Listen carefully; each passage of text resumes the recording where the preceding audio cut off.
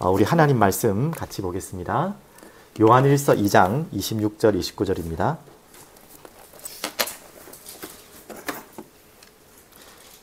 요한일서 2장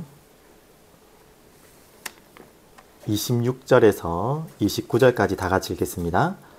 너희를 미혹하는 자들에 관하여 내가 이것을 너희에게 썼노라. 너희는 주께 받은 바 기름 부음이 너희 안에 관하니 아무도 너희를 가르칠 필요가 없고 오직 그의 기름 부음이 모든 것을 너희에게 가르치며 또 참되고 거짓이 없으니 너희를 가르치신 그대로 주 안에 거하라.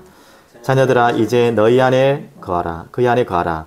이는 주께서 나타나신 바 되면 그가 강림하실 때에 우리로 담대함을 얻어 그 앞에서 부끄럽지 않게 하려 함이라. 너희가 그가 의로우신 줄을 알면 의를 행하는 자마다 그에게서 난 줄을 알리라. 아멘. 오늘 제목은 주 안에 거하라. 조금 더 설명드리면 너희를 가르치신 그대로 주 안에 거하라. 그의 안에 거하라. 이런 말씀이죠. 오늘 27절, 28절에 이미 읽었습니다. 너희는 주께 받은 바 기름 부음이 너 안에 거하니 그랬죠. 우리 주일날 말씀 들었고 수요일날도 정리한 것처럼 먼저 오늘 우리가 누구 안에 가는 것입니까? 성령 안에 영원한 생명의 주인 되시는 그리스도 예수 안에 거하게 된 것입니다. 그가 내 안에 내가 그 안에. 자, 그러면 오늘 이 요한일서를 요한을 통해 하나님이 이 성경을 쓸 시대와 지금 이 시대에 우리에게 주신 말씀이 뭐냐면 26절을 보시면요. 너희를 미혹하는 자들에 관하여 내가 이것을 너희에게 썼노라. 분명히 이 중요한 주제가 있습니다. 너희를 미혹하는 자들에 관하여. 이 요한의 일서를 쓴 시대와 지금 시대, 아니 마지막 그날까지 계속 있을 겁니다. 더욱더 이 미혹하는 자들은 강교하게 거짓말로 속임수로 교회와 이 세상을 어지럽힐 것입니다. 그래서 썼다고 합니다. 거기에 속지 않고 거기에 미혹되지 않고 미혹에서 또 빠져나오는 길이 주 안에 거하라. 그의 안에 거하라. 그 이전에 뭐라고요? 너희를 가르치신 그대로 처음부터 말씀하신 처음부터 들은 그 안에 그곳으로 거하라. 계속해서 말씀했어요. 미혹되지 않는 길은 그 길 외에는 없어요. 우리의 지성과 우리의 머리로 절대 미혹을 이길 수 없습니다. 성령 안에 거하고 그리스도 예수 안에 거하고 오늘 주실 말씀이죠. 또 그 안에서 어디에 가야 되는지 오늘 하나하나 찾아내야겠습니다. 그래서 마지막 날까지 거짓말하는 자, 또 적 그리스도, 또 요즘 표현으로는 이단, 또 거짓 선지자 여러 가지로 표현되죠. 결국은 누구의 종입니까? 사단의 종이죠. 그래서 사단의 종으로 사단이 원하는 걸 하겠죠. 그게 뭡니까? 마태복음 4장이에요. 이런 것 저런 것들을 유혹해서 결국은 마지막 오늘 주제 될 수 있겠지만요. 예배와 경배를 빼앗는 것입니다. 그래서 오늘 27절부터 좀 들어가면요. 굉장히 중요한 부분이고 오해 논란이 많은 구절입니다. 너희는 주께 받은 바 기름 부음이 너 안에 거하나니 여기까지는 뭐 어려움이 없죠. 이 다음 구절이 조금 오해가 될 수 있는데요. 아무도 너희를 가르칠 필요가 없고 그랬죠. 아무도 너희를 가르칠 필요가 없고 문자 그대로 해석하면 안 되겠죠. 그러면 이 지금 말씀을 가르치는 요한의 가르침도 받지 마란 말입니까? 그 말은 아니겠죠. 저도 지금 그런 가르치면 안 되겠네요. 그 말이 아니고 방금 26절에 말하는 것처럼 너희를 미혹하는 자들에 관하여 내가 이것을 너희에게 썼다. 그들의 가르침을 배우지 마라. 그 가르침에 속지 마라. 그러면 조금 더 구체적으로 말하면 계속해서 말씀하신 것처럼 성령께서 가르치신 대로 그러면 그 성령께서 우리에게 주신 하나님이신 성경, 그 성경의 가르침대로 그렇게 가르치지 않는 자들의 말을 들을 필요 없다. 이렇게 적용할 수도 있는 거죠. 그러면 제가 요한 1서를 여러분과 함께 나누면서 계속 한 말이잖아요. 지금 이 미혹의 영에 속지 않기 위해서는 우리는 반드시 성령 안에 거하고 성령께 의지하고 성령께 질문하고 성령께 이끌림 받아야 돼요. 그것과 함께 뭐라고 했죠? 성경, 하나님의 말씀. 그 성령의 조명 아래서 반드시 성경을 봐야 돼요. 미혹하는 영들이 성경 아닌 것을 가지고 미혹하지 않다니까요. 성경 안의 내용을 가지고 미혹한다니까요. 그래서 성령 안에서 성경을 보되 중요한 지금 우리에게 허락한 신학, 바른 성경을 가지고 올바른 신학, 그 테두리를 벗어나면 안 되겠죠. 그러면서 삶의 열매를 반드시 확인하라 그랬죠.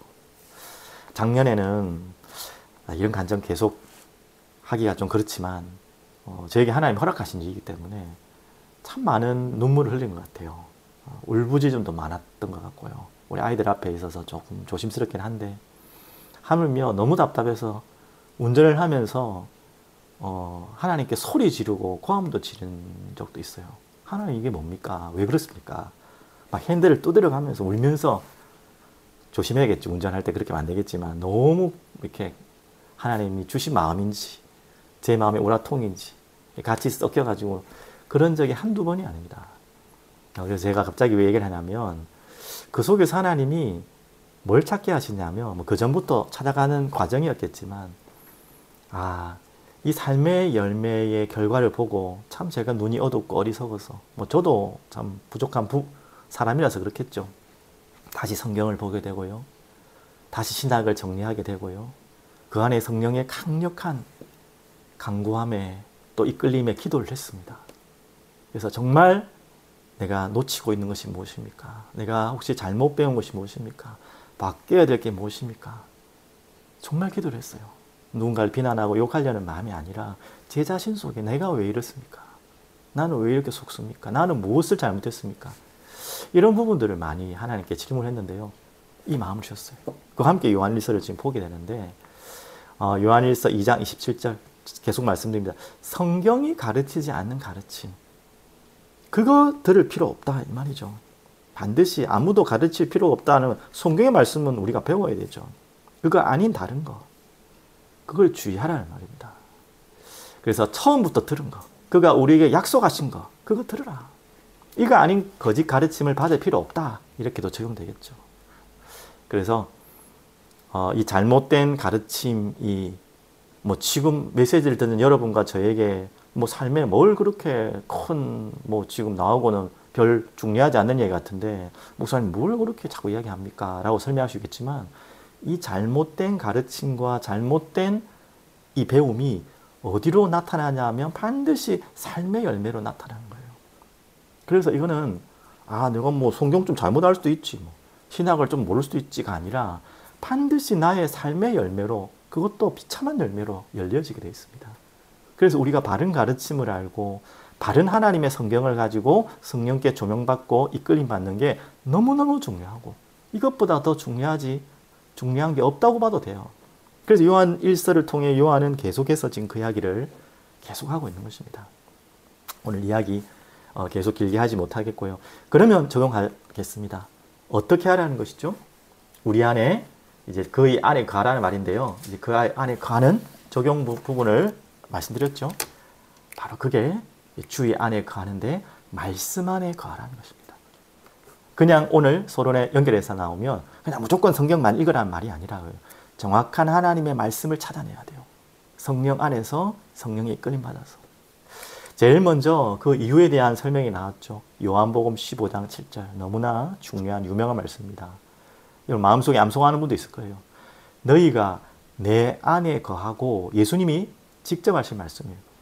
내 말이 너희 안에 거하면 무엇이든지 원하는 대로 구하라. 그리하면 이루리라. 무엇이든지 원하는 대로 구하라. 이것보다는 앞에 게 중요한 거 알죠? 너희가 내 안에 거하고 내 말이 너희 안에 거하면 바른 말씀이 내게 거하는 것이 모든 것입니다. 그래서 17장 17절에도 또 말씀하고 있습니다. 그들을 진리로 어떻게 한다고요? 거룩하게 하옵소서. 우리는 절대 거룩해질 수 있는 존재가 아니에요. 하나님의 은혜로 하나님의 사랑으로 믿음으로 은혜로 믿음으로 우리가 구원받아서 거룩한 존재로 하나님이 칭하셨지만 우리는 날마다 뭐가 필요합니까? 하나님의 진리가 필요해요. 그래서 그들을 진리로 거룩하게 하옵소서. 그 진리가 뭐라고요? 아버지의 말씀이 진리니라. 정확한 말씀, 정확한 복음의 말씀이 내게 자꾸 거할 때 그 진리가 내게 임할 때 우리가 거룩해질 수 있는 것입니다. 그래서 이 말씀이 내게 정확하게 임한다는 것만큼 중요한 게 없어요. 그것보다 시급한 게 없고요. 그걸 분별하는 것보다 지금 시급한 게 없습니다. 여기에 내 모든 걸 다 걸어야 돼요. 여기에 내 모든 것을 다 우선순위를 해야 돼요. 그래서 오늘 중요한 말씀이 또 있죠. 디모데후서 3장 14절 15절. 다 같이 우리 주일날도 봤지만 한 번 더 묵상할게요. 디모데후서 같이 한번 보겠습니다. 3장 14절 이렇게 나오네요. 그러나 그래서 너는 배우고 확실한 일에 거하라. 너는 네가 누구에게서 배운 것을 알며. 참 누구에게 배운 것이 중요하죠. 여기 디모데에게는 지금 디모데의 어머니 외할머니를 말하는 거지만 우리가 누구에게 이 배움을 성경의 말씀을 배우는 게 너무 중요합니다.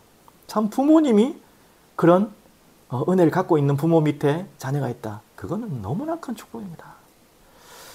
우리 부모 된 여러분들은 여기에 딱 마음의 한을 품어야 돼요. 내가 먼저 하나님의 말씀 안에 거하겠구나. 그래서 오늘 뭡니까? 15절 또 어려서부터 성경을 알았나니. 감사한 이야기죠. 저는 이 부분을 오늘은 여러분께 전할 중요한 답으로 찾았거든요. 어려서부터 성경을 알았나니.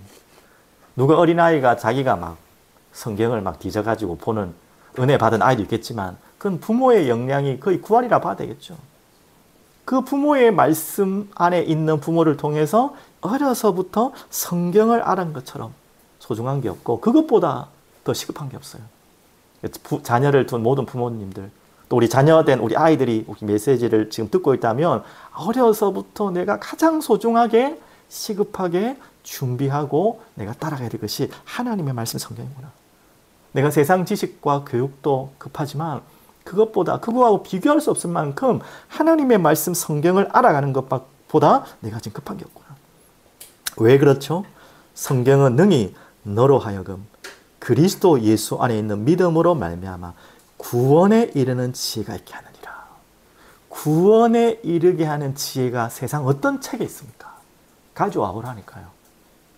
그런 지혜가 있다고 하는 책들, 종교 서적들이 있겠지만 제가 함부로 말할 수도 없겠지만 그거는 진리가 아닙니다.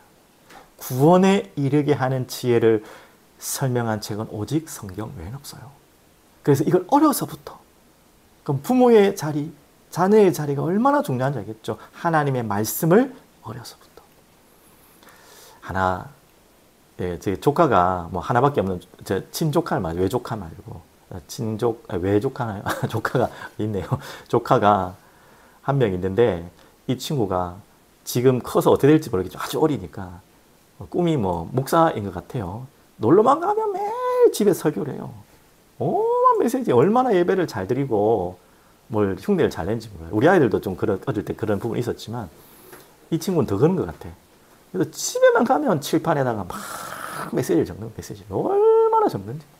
목사님처럼 설교하고 하면 안 되는데 축도도 하고 그럽니다. 그게 자기 노래예요.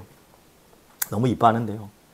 어느 날 기회가 되었는지 이렇게 다른 지금 다니는 교회 말고 일반 또 교회, 고신측 교회를 가게 된 것 같은데 그 교회 가니까 당장 그렇게 교회를 열심히 다니고 목사처럼 될 만큼 칭찬받은 아이인데 성경 구절 하나도 모르는 거예요. 너무 심급하죠. 그쪽에 있는 아이들은 제가 어떻게 가르칠지 모르겠지만 거기에 있는 아이들은 성경 구절이 달달달달 나오는데요. 우리 조카가 좀 모자라서 그렇겠죠.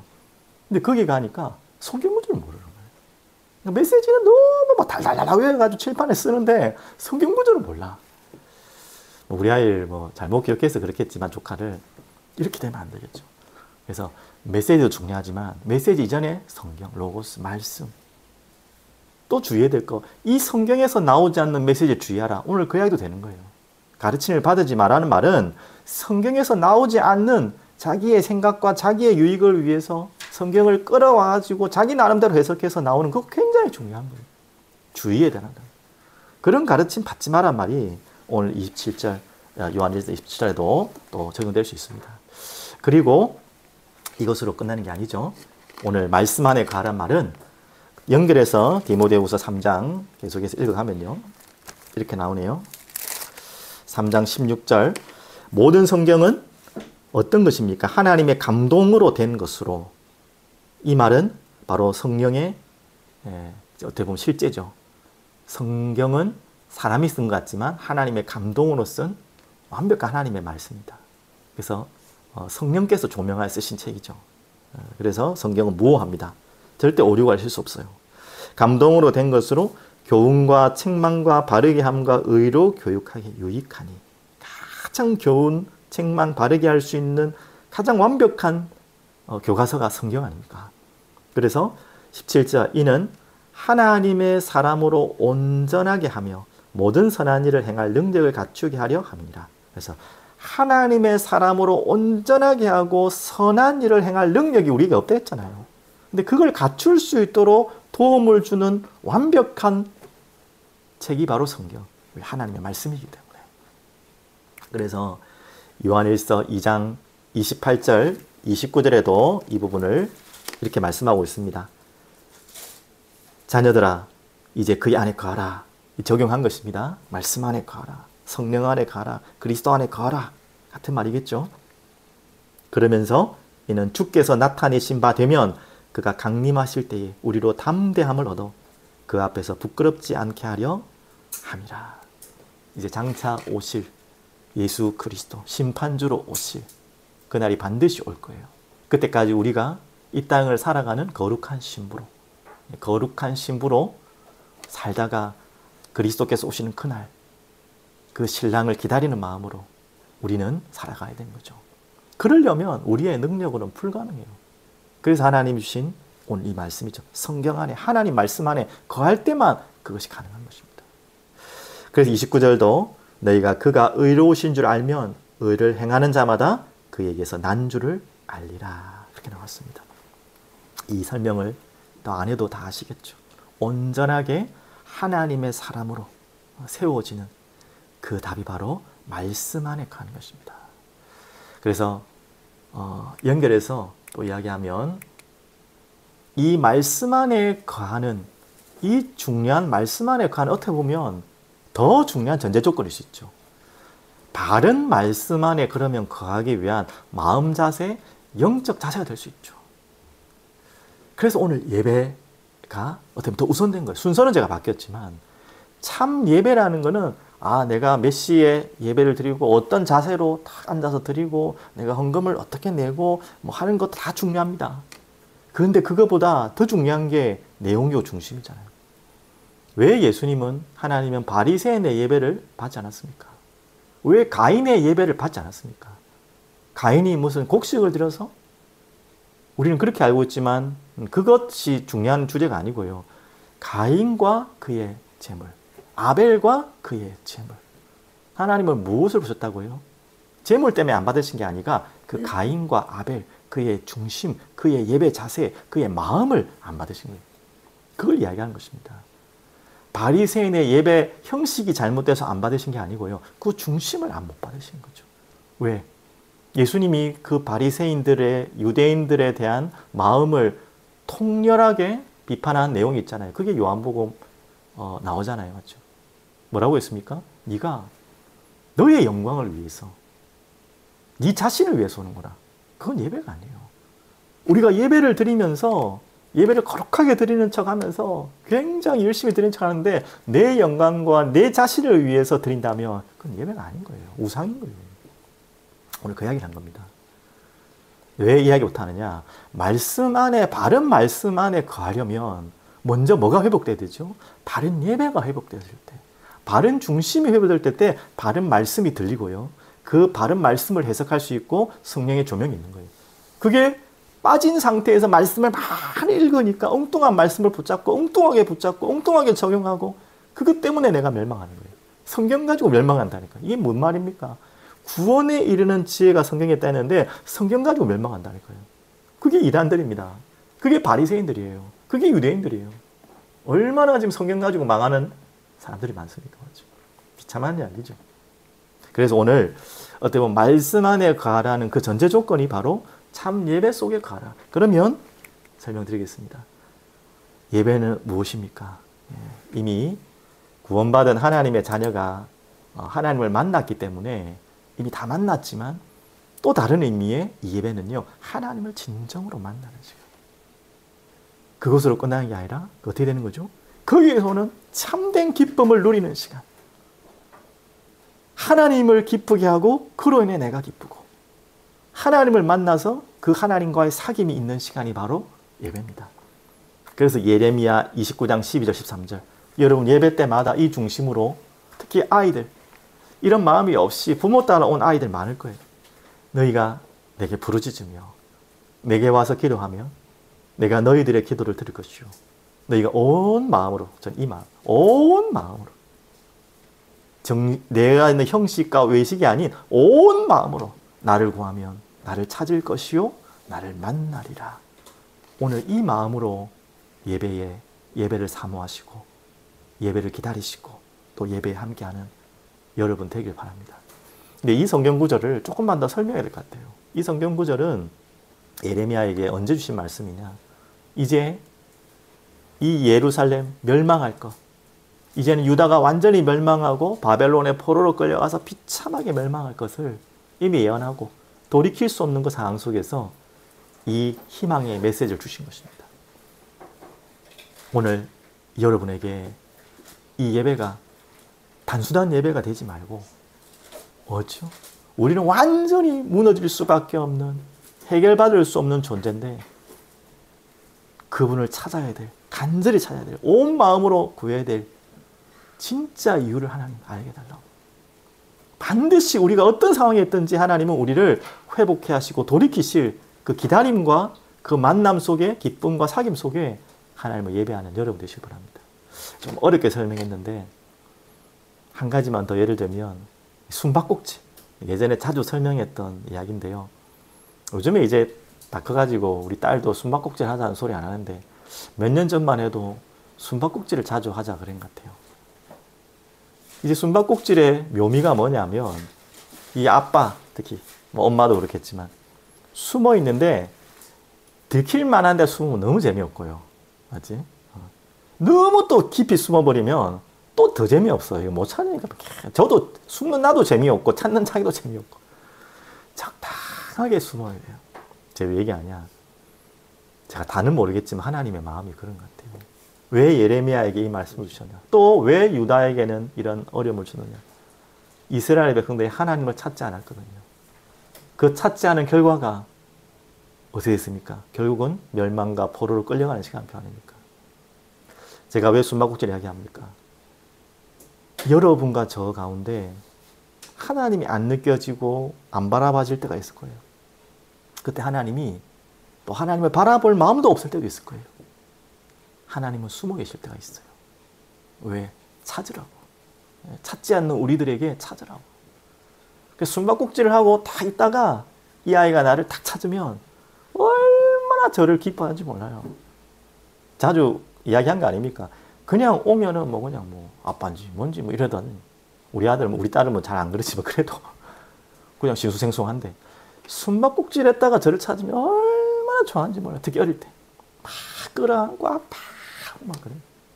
저는 그게 너무 재밌어서, 숨바꼭질은 별로 재미없는데 솔직히. 그 아이가 나를 찾을 때 기쁨이 너무 좋아서 한 번씩 해주긴 했어요. 제가 너무 돌려서 이야기했는데 무슨 말인지 알겠습니까? 하나님께서 지금 여러분을 그렇게 찾고 계신 거예요. 싱숭생숭 맹맹하게 하나님을 찾기를 원하지 않으시고 간절히 찾기를 원하세요. 그 찾은 하나님을 보고 기뻐하기를 원하세요.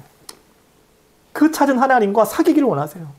우리 자신이 그렇게 되기를 원해요. 그래서 하나님 숨어 있을 때도 있어요. 하나님을 너무나 안 바라볼 때는 내버려 두는 것처럼 볼 때 있어요. 여러분 이거 회복하셔야 됩니다. 오늘 여러분이 예배를 놓쳐버리면 어느 날 우리의 삶도 그렇게 될 수 있다는 거예요. 요한복음 16장 21절에도 이렇게 말씀하고 있습니다. 지금은 너희가 근심하나 내가 다시 너희를 보리니 너희 마음이 기쁠 것이요 너희 기쁨을 빼앗을 자가 없으리라. 이 말씀도 예수님이 그 말씀이죠. 십자가에 죽으실 것, 너희를 못 볼 것이다. 하지만 다시 부활한 몸으로 올 거고 그보다 더 기쁜 일이 있을 것이다. 뭐냐?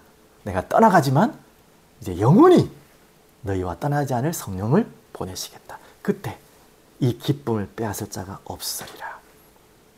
자, 예배라는 부분을 내가 굉장히 지금 풍성하게 어렵게 설명한 것 같습니다. 예배가 뭐라고요? 하나님을 만나는데 단순하게 그냥 만나는 게 아니에요. 영원히 멸망할 수밖에 없는 우리를 만나주시는 하나님. 그 기쁨과 사귐, 그거를 우리가 날마다 누리는 것이 바로 예배입니다. 그리고 또 중요한 예배의 비밀이 있죠. 연결되어서 바로 자기 부인입니다. 마태복음 16장 24절, 누구든지 나를 따라오려거든 자기를 부인하고 자기 십자가를 지고 나를 따를 것이니라. 자, 사단이 가장 좋아하는 단어 뭔지 아세요? 네, 자아. 그것이 주인 되기를 사단은 가장 원합니다. 이것을 모든 포커스로 인간을 속여요. 거기에 아담과 하와는 넘어졌고 죄의 시작이 되었고, 가장 죄의 본성을 뭐라고 말하냐고 많은 이야기 있겠지만 바로 내가 주인 된 거거든요. 내가 왕이 되고 내가 신이 되고 내가 임금이 되는 거예요. 내가 창조주가 되려고까지 하나님은 이 사단은 우리를 속여요. 하나님은 절대 우리를 그렇게 만든 적이 없는데 그것이 완전히 바뀌는 시간이 바로 예배입니다. 자기 부인.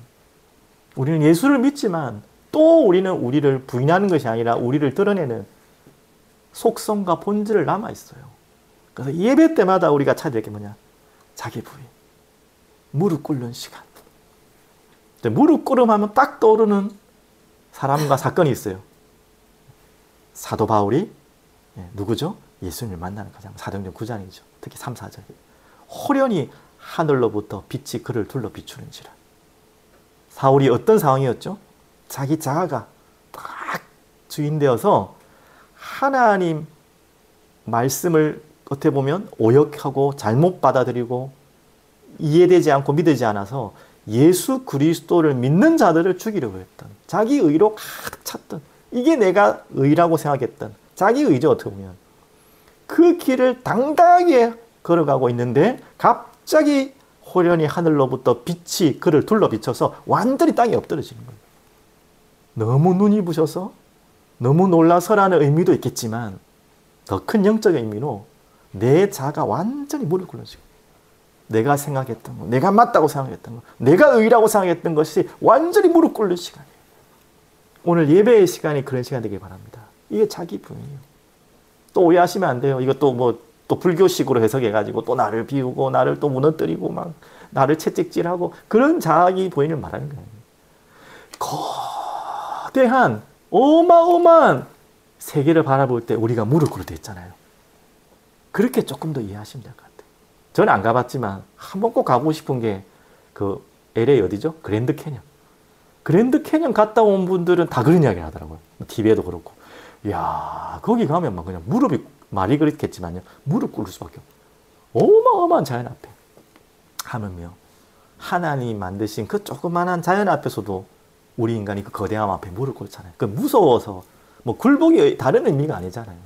너무나 거대하고 위대한 것을 볼 때 우리는 겸손이잖아요. 그런 의미로. 하물며 전능하신 하나님을 만났을 때 이 바울이 무릎 꿇었다는 것은 말은 그 말입니다. 무서워서 두려워서 뭔가 어려움이 올까봐가 아니라 내가 이걸 몰랐구나. 바로 예배 때마다 여러분 찾아야 될 겁니다. 그걸 발견하면 내를 부인해라, 내를 버리라 그럴 필요가 없어요. 내가 아무 필요가 없는 거예요. 어마어마한 걸 보면 작은 것은 아무것도 아니잖아요. 나 가진 거 아무것도 아니잖아요. 맨날 작은 건 내 것만 보니까, 내 자아만 보니까 그게 단조하니까 우리가 너무나 어마어마한 걸 못 보고 있는 거예요. 하나님을 가장 보지 못하게 하는 것이 뭡니까? 내 자아예요. 내 의예요. 그래서 이것으로 끝나는 게 아니라 이제는 어디로 가야 되는데죠? 이 모든 것을 가지고 주일날, 금요일날, 수요일날 딱 예배 시간만이 아니라 이 모든 것을 가지고 내 인생 삶 속으로 들어가는 거예요. 날마다 하나님을 만나고 기뻐하고 사귀고 그것으로 하나님을 찬양하고 예배하고 내 자가 날마다 하나님 앞에 무릎 꿇고 거대한 하나님을 만나고 하나님의 말씀을 만나고 하나님의 은혜가 내게 확 몰라치니까 내가 완전히 그 인생 앞에 무릎 꿇는 거예요. 그게 삶의 예배예요. 그래서 로마서 12장 1, 2절입니다. 너희 몸을 하나님이 기뻐하시는 거룩한 산제물로 드리라. 또 뭔가 내가 복종하고 내가 뭘 헌신하고 뭘 해야 되는 것 같은데 그 말이 아니라는 거예요. 너무나 어마어마한 것을 내가 받았기 때문에 그것에 자연적으로 무릎 꿇을 수밖에 없는 삶의 예배. 그것이 억지가 아니라 자기 통제가 되는 뭔가의 억지가 아니라 기쁨이 되고 행복이 되는 그런 삶의 예배를 드려라. 그래야지 이게 돼요. 이 세대를 본받지 말고 오직 마음을 새롭게 함으로 변화를 받아 하나님이 선하시고 기뻐하시고 온전한 뜻이 무엇인지 분별하도록 하라. 이게 대라는 게 아니라 이거 하고 싶어요. 내가 너무 큰 은혜를 받으며 이게 좋아요. 이 세대가 너무 좋고 화려하고 너무나 부럽고 그런 것 같은데 아니요. 그 세대를 뛰어넘는 하나님의 세계를 바라봐 버리면 그 믿음이 내게 은혜로 임하면 정말 그것을 따라하고 싶어요. 이 세대에서 속이는 그것에 내가 휩쓸리지 않고 이 세대를 뛰어넘는 이 세대를 움직이고 있는 거대한 하나님의 세계가 거기에 내가 무릎 꿇으셨잖아요. 그게 바로 삶의 예배입니다. 오늘 우리 아이들과 우리 모든 부모님들이 여기까지 가길 바랍니다. 여기까지 올 수 있도록 은혜를 허락해 달라고 기도하시는 오늘 귀한 밤 되길 바랍니다. 그러면 마지막 결론. 지금 계속해서 우리 금요 레스토레이션 기도에 뭘 회복해야 될까요? 당연히 복음입니다. 무엇으로 우리는 받게 됩니까? 복음으로 받게 됩니다. 무엇을 개혁해야 됩니까? 복음으로 개혁돼야 돼요. 그 가장 중요한 키가 또 오늘은 뭐죠? 바로 예배입니다. 제가 오늘 너무나 또 거창하게 했기 때문에 좀 부담스러우신 분도 있을 거예요. 근데 여러분의 부담을 덜어주려는 게 아니라 성경에 이런 내용이 있어요. 저는 어떻게 보면 이 성경 구절이 참 은혜를 많이 제게 주신 은혜 말씀인데요. 창세기 28장 10절, 12절, 22절 나중에 찾아보시면 좋겠지만 야곱 이야기입니다. 야곱 볼 때마다 우리 모습이고 내 모습이고 또 너무 감사한 모델이에요. 어떻게 보면. 요셉은 너무 예수님의 거의 모델, 예수님과 같은 모델이기 때문에 너무 우리가 멀고 야곱은 너무나 우리와 닮아 있어요. 아시잖아요.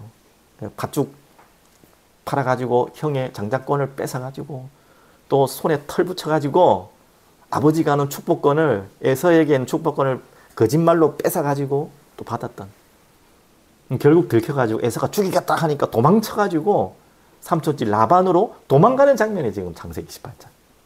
얼마나 참 비참하고 약삭 파르고 이미 하나님은 야곱을 선택하시고 작은 자가 작은 자를 섬기겠다고 이미 다 주셨는데 그만큼 이 야곱이 또 현실주의자고 또 이런 존재예요. 다 우리 같은 존재예요. 그런 야곱이 도망갈 때 하나님이 그 하늘 문을 여시고 하늘의 집을 허락하신 그곳이 바로 베델이었죠. 그곳에 위에서부터 내려온 사닥다리로 천사가 오르락 내리락거리고 그 외로운 그 길에 돌베개를 베개를 차고 있는 그 야곱을 하나님은 환상과 꿈 속에서 그 세계를 보게 하시고 하나님은 그곳에서 예배를 받으셨어요. 정말 엎드려 절받기 같은 내용이지만 이런 내용을 보면 하나님 너무 사랑스러워요. 제가 좀 표현이 이상한지 모르겠지만 거룩하고 대단한 존재의 예배만을 받으시는 것이 아니라 하나님은 밀당을 잘 하시는 것 같은데 어떻게 보면 밀당을 못 하시는 것 같아요. 밀당 못하는 분들 특징 있잖아요. 너무 그 사람을 사랑해. 너무 그 사람을 너무 일방적으로 좋아해. 그때 항상 밀당이 실패를 합니다. 맨날 끌려가요. 저는 제가 성경을 잘못 봤는지 모르겠지만 하나님이 모든 걸 끌고 가는 것처럼 보이죠. 당연한 거죠. 근데 저는요 좀 다른 시각으로 보여요. 하나님이 야곱한테 저 끌려가는 것 같아요. 말이 안 되는 이야기입니다. 이거는. 근데 이해하시죠? 야곱을 너무 사랑하신 것 같아요. 아니 저런 인간에게 하나님이 왜 저런 은혜를 주실까? 아니 저 말도 안 듣고 하나님 약속도 모르고 인본주의 쓴 저 야곱 저것도 도망쳐가지고 거기에 왜 나타나실까? 전 처음에는 이해가 안 됐어요. 근데 하나님 마음이 이해돼요. 왜? 야곱이 나 같은 존재니까. 그래. 나 같은 존재가 어떻게 예배를 드립니까? 거룩하지 않은 이렇게 타락한 존재가 어떻게 하나님을 배워요? 근데 하나님은 너무나 야곱을 사랑하셔서 굳이 그곳에 찾아오셔서 하늘의 문을 여신 걸 보이시고 천사를 오락내는 걸 보이시고 그 사닥다리가 바로 그리스도를 설명하잖아요. 그렇게도 하나님은 우리에게 특히 야곱에게 찾아오기를 원하세요. 제가 뭔 이야기를 하려고 길게 하겠냐면 바로 예배는 우리가 뭔가를 하는 또 행위를 오해할까 봐 내가 거룩해져야 되고 내가 뭔가를 갖춰야 되고 한다고 생각할까 봐 그것이 중요하고 필요합니다. 하지만 그거 이전에 하나님은 여러분에게 야곱처럼 별 보잘것없는 우리에게 하나님의 은혜로 부어주셨기 때문에 우리가 언제나 예배의 은혜 앞에 보좌 앞에 담대히 나오시는 것입니다. 그래서 나는 지금 삶이 지금 뭐 별로 이렇고 뭐 목사님 말씀은 다 좋은 말씀이 알겠는데 나는 지금 내 꼬라지가 지금 예배도 안 되겠고 부끄러워서 안 되겠고 그런 마음 갖지 말라고 하는 거예요. 여러분이 뭔가 거룩해지고 대단해서 예배 드리시는 게 아니에요. 야곱처럼 우리는 날마다 도망가고 엉뚱한 짓 하고 하는데 하나님 언제나 기다리고 문을 열어줬어요. 여러분에게 하나님 은혜를 부어주시고 준비하고 계십니다. 그걸 외면하지 말라는 거예요. 언제 어디서나 새로 시작하면 돼요. 내가 바뀌어서 예배 드리는 게 아니라 내가 지금 가장 밑바닥에 있는 타락한 모습이라도 괜찮아요. 그 자리에서도 시작하면 돼요. 바로 그게 예배입니다. 다시 한번 결론을 드립니다. 예배 아까 말씀드렸죠. 만남과 기쁨과 사귐이다. 그 속에 하나님 말씀을 주시는 거죠. 그 속에 주시는 진정한 말씀을 받아야겠죠. 그리고 자기 분이다. 그래서 삶의 예배다. 부담스러운 이야기가 아니고요. 다시 한 번 더 정리하면 이 말입니다. 말씀드렸죠. 너무 거대한 존재를 만나는. 요즘에 뭐 프로그램 보니까 천문학자가 나와가지고 막 이야기하는 내용이 나오는데 저는 참 직업적으로는 제일 바보 같은 직업이 전 천문학자라 생각하거든요. 가장 비현실적이고 뭐 학자가 되고 교수가 될 거 외에는 밥 벌어 먹기에는 딱 굶어 죽기 좋은 학문이 천문학 아닙니까? 누가 천문학을 해요 지금? 교수가 되지 않은 이상은. 근데 천문학자가 됐다는 거는 정말 대단한 꿈을 꾼 사람이죠. 근데 천문학자 제가 몇 명 모르지만 나온 분들마다 똑같은 이야기를 해요. 어쩌다가 천문학자가 됐냐. 그 거대한 우주와 별 앞에 자기 인생이 무릎 꿇었다는 거예요. 그렇게 되지 않으면 천문학자 못합니다. 그냥 뭐 별이나 좀 보고 말지. 하물며 그 우주, 별, 그 몇 개 봤다고 완전히 그 인생 앞에 무릎 꿇는데 우리는 어디에 무릎 꿇겠습니까? 안 그렇습니까? 우리는 어디에 무릎 꿇죠? 십자가 사랑 앞에. 그 별 보고 우리가 무릎 꿇을 일이 아니고 십자가 사랑 앞에 무릎 꿇어야 돼요. 그 거대한 사랑 앞에. 이건 제가 설명 안 해도 알잖아요. 어떻게 하나님이 사람으로 그 사람이 십자가에 그 고통에 그 피 흘리심에 그 낮아짐까지 올 수 있냔 말이에요. 이거는 우리는 뭐 그러나 보다 한데 절대 그럴 수 없어요. 하나님이 그걸 하셨어요. 그 거대한 십자가 사랑 앞에 우리는 무릎 꿇는 시간이 바로 예배입니다. 그게 우리의 인생입니다. 예전에 참 좋아했던 찬양이 주 사랑 앞에 엎드려. 정말 이 고백밖에 나올 수 없어요. 주 사랑 앞에 우리가 엎드리는 오늘 십자가의 사랑 은혜가 여러분의 임하기를 축복드립니다.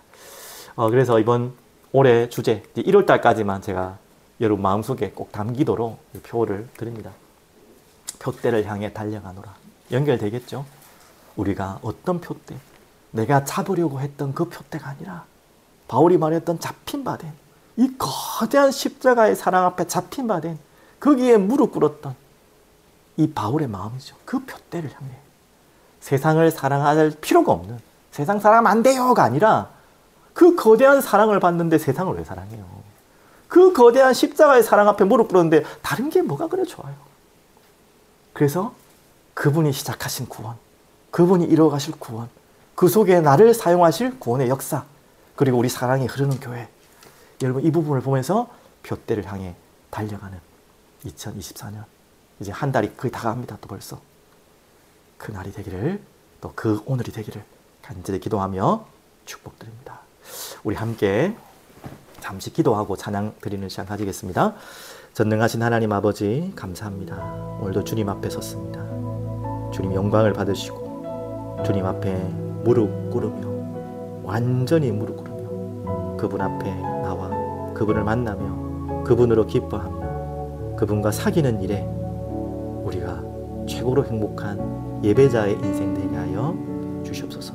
그래서 우리의 모든 삶이 모든 순간이 예배가 되게 하여 주시옵소서. 그 예배 속에 주시는 성령의 감동으로 주시는 말씀이 내 안에 거하게 하여 주시옵소서. 살아계신 예수님의 이름으로 감사하며 기도드립니다.